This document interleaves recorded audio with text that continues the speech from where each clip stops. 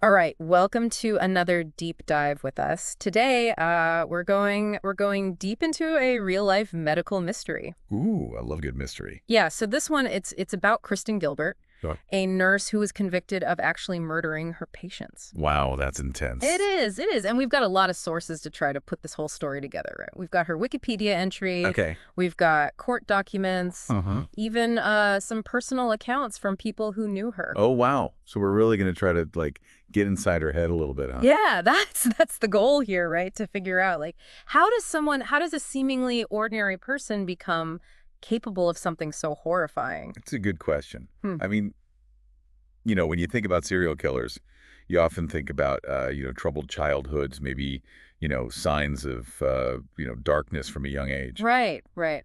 But what's interesting about Gilbert is that, at least on the surface, her early life seemed pretty average. Yeah. So no major red flags there. Well, not exactly. I mean, she was born in 1967, grew up in a family with two daughters. Her father was an electronics executive. Hmm. Okay. Not exactly the stereotypical background you might expect. Right, right. So then the question is, was there something like underneath, like was there something bubbling below the surface? Yeah. Well, our sources do mention a few things, even from her younger years. Like, apparently she lied a lot, Oh, interesting. Okay. and she even fixed suicide attempts a couple of times. Wow. So like attention-seeking behavior. Yeah, it seems like it. And, that kind of manipulation, that's a thread that kind of runs through this whole It's story. like a pattern almost. Yeah, exactly. And it kind of continues as she, gets older and decides to become a nurse. She graduates from Greenfield Community College, Okay. becomes a registered nurse in '88, and by 1989, she's got a job at the Veterans Affairs Medical Center in Northampton, Massachusetts. The VA. Okay. Yeah. Cool. So she's working with veterans, and this is where things get even more, well, let's just say more complicated. More complicated, dude. Because early on in her career, like right at the beginning, in April 1990, she was actually featured in a medical magazine. Oh, really? Yeah, the VA practitioner. They highlighted her work, which is just like crazy when you think about what we know now. Wow. Talk about irony, huh? Yeah. From celebrated caregiver to accused murderer. It's a wild, wild turn of events. But speaking of the murders, we gotta get into how she actually did it. Her modus operandi, so to speak. Right, right. So Gilbert, she was injecting patients' IV bags with lethal doses of epinephrine. Epinephrine. Okay. Yeah. And for those of us who maybe aren't medical professionals, what exactly is that? Well, epinephrine is basically pure adrenaline. Adrenaline. Okay, so the stuff that makes your heart race. Exactly. So I can see how that could be deadly, but like why would she use that specifically? Well, think about it this way. A sudden surge of adrenaline, that would send someone into cardiac arrest. Ah, okay. And the thing about epinephrine is it's untraceable.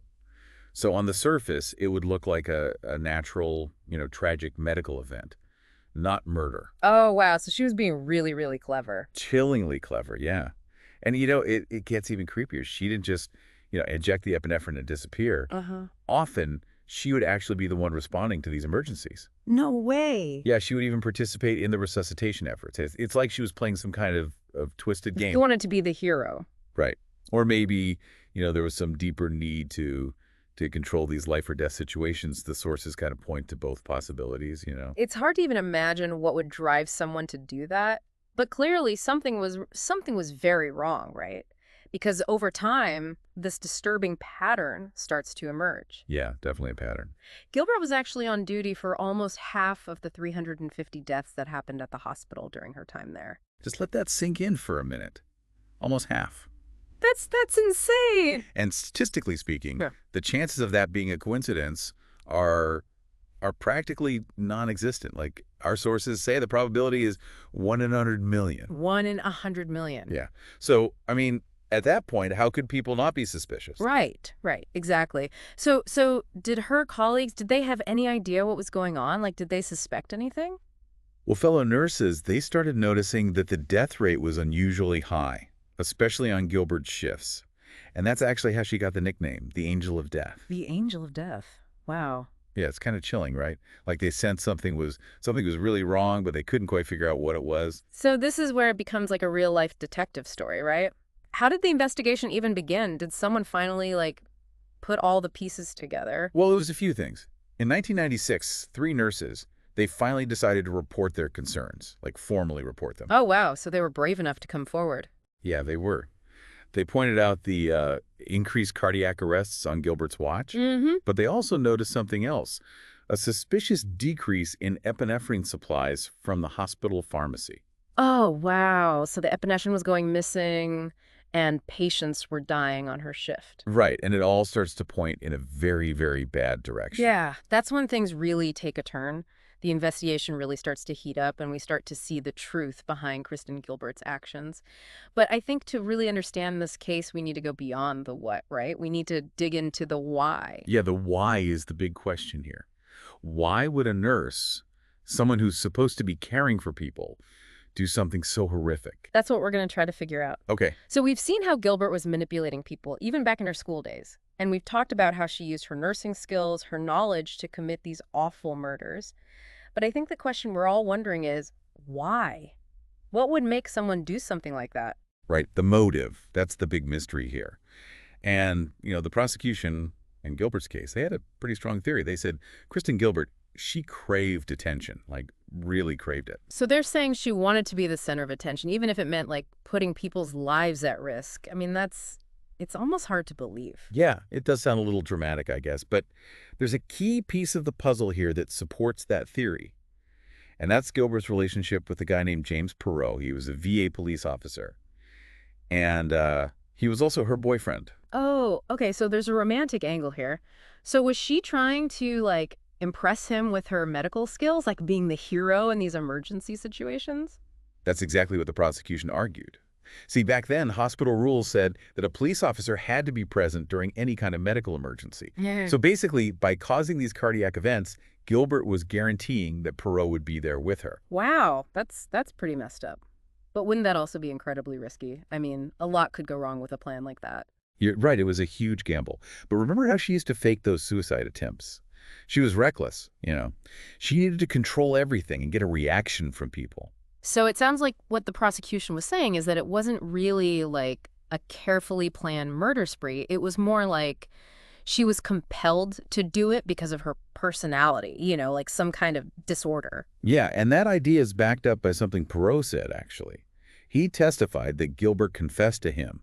She admitted to at least one of the murders during a phone call while she was in a psych ward. Whoa, okay. So a confession from the guy she was supposedly trying to impress, that's pretty damning evidence. But was there any, like, physical proof that Gilbert was the one doing it? Well, that's where things get a little more complicated. Remember we talked about epinephrine being untraceable? Yeah. So the prosecution had to rely on circumstantial evidence, like the fact that so many people died on her watch, the missing epinephrine, and what other nurses had seen. So they built their case around, like, a pattern of suspicious behavior. And what about Gilbert's defense team? What was their strategy? Well, her lawyer, David Hoos, he basically tried to poke holes in the prosecution's case. He pointed out inconsistencies in what people were saying and questioned whether Perot was telling the truth. He even suggested that Perot might have had his own reasons for blaming Gilbert. So it's like, yeah, okay, it looks bad, but can you really be sure she's the one who did it? Did that argument work? Did the jury buy it? Ultimately, no. I mean, the prosecution's story, plus all that statistical evidence, it was just too convincing. And even with the defense trying to shift the focus, the spotlight stayed on Gilbert and why she might have done it. It really makes you wonder, though. Is there another explanation? Was it all about attention, or could there be more to it? Well, there was actually another theory that came up. This psychiatrist, William Boutel, he was actually the chief of staff at the same hospital where all this happened. He suggested that maybe Gilbert created these emergencies, not just for attention, but because she wanted to show off her nursing skills. Oh, interesting. So it's not just the excitement of the emergency, but also the satisfaction of being the one to fix it. Like she needed to be seen as the competent one, the one everyone needed. Exactly. And it adds another layer to the whole motive question, right? Right. Maybe it wasn't just about Perot, but also about being recognized and valued at work. It doesn't let her off the hook, of course, but it does make things more complex. It's almost like she got hooked on the adrenaline, both literally for the patients and in a way for herself. Really disturbing to think about. But ultimately, the jury believed the prosecution's case, right? They did. In 1998, Kristen Gilbert was found guilty of 3 counts of first-degree murder, 1 count of second-degree murder, and 2 counts of attempted murder. Wow, those are some serious charges. What kind of sentence do you get for something like that? Gilbert got 4 life sentences, back to back, with no chance of parole. Plus, they added another 20 years on top of that. She's currently serving her time at FMC Carswell in Texas. That's a really long time. And I guess it makes sense given what she did, but it's hard not to wonder if she ever, admitted to it, if she ever showed any remorse for what she did. Yeah, that's a really important question, isn't it? Did Kristen Gilbert ever really face the consequences of her actions? That's something we'll look at as we keep going with this deep dive. It's tough to imagine, being in Gilbert's shoes, faced with those charges, those sentences. Did she ever, come to terms with what she did? Well, according to what we found, Gilbert always insisted that she was innocent. Throughout the whole trial, even after, she even filed an appeal, hoping to get the verdict overturned. Wow, so even with all that evidence, all those years in prison ahead of her, she still couldn't admit it. It's hard to wrap your head around that. But what happened with the appeal? Did it actually go anywhere? Well, this is where things get a little crazy, actually. In 2003, Gilbert decided to drop her appeal. Drop it, just like that. But wouldn't that mean accepting that she'd be in prison for the rest of her life? I mean, it seems like a huge risk to take, right? It was definitely a gamble. Giving up the appeal meant she was stuck in prison, but it also meant avoiding another trial, because if they retried her, they could have gone for the death penalty. Oh, wow, I didn't realize that. But why would she risk that? It's hard to say for sure what she was thinking. Maybe she was just tired of fighting, tired of the whole legal process. Hmm. Another trial would have been emotionally draining, to say the least. Yeah, I can imagine. Or, some people think it was more strategic, like maybe she didn't want all the attention that would come with a death penalty case. Makes sense. It's definitely a chilling end to an already pretty messed up story. We've looked at how she planned these murders. We've talked about the terrible impact on her victims and their families. We've even tried to get inside her head a little bit. But I guess some questions just don't have answers. I think you're right. Sometimes the human mind is just, well, it's a mystery. But I think this case, it's more than just a fascinating story. It's a warning, Yeah. you know? It makes us ask, what can we do to prevent things like this from happening again?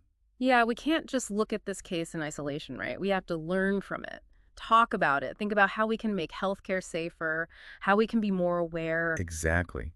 Those nurses who spoke up, they were so brave. They probably saved lives by doing that. This whole case just shows how important it is to say something if you see something that seems wrong. Trust your gut, right? Yeah, trust your gut. Speak up. Advocate for your patients. Because even in places that are meant for healing, there can be danger. That's a sobering thought. But knowledge is power, right? If we learn about these things, if we understand them, we can be better prepared to stop them from happening again. Absolutely. Well, this has been quite the deep dive. A little dark, maybe, but definitely fascinating. And if you're interested in learning more, we've got some great resources in the show notes. We'll give you some more info about other angels of death throughout history, and we'll also link to some articles about ethics in healthcare, things like that. So keep learning, keep asking questions, and we'll see you next time for another deep dive.